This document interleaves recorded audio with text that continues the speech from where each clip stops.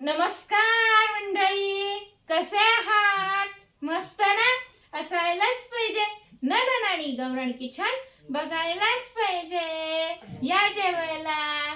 मी आज इथं केलंय छानसा भात, पातीलं मोठं आणि भात थोडा, वरण,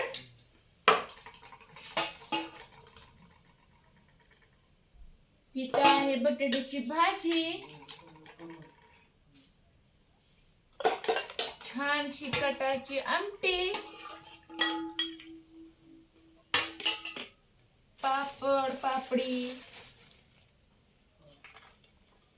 इथं आहे छानशी तूप लावून केलेली पुरणपोळी. आमच्याकडे पुरणपोळी ही जास्त आवडते, त्यामुळे आधी मध्ये सहज अशी पुरणपोळी केली जाते. तुमच्याकडे असा कोणता पदार्थ आहे की तो आवडीने करून खाल्ला जातो ते मला कमेंट मध्ये नक्की सांगा.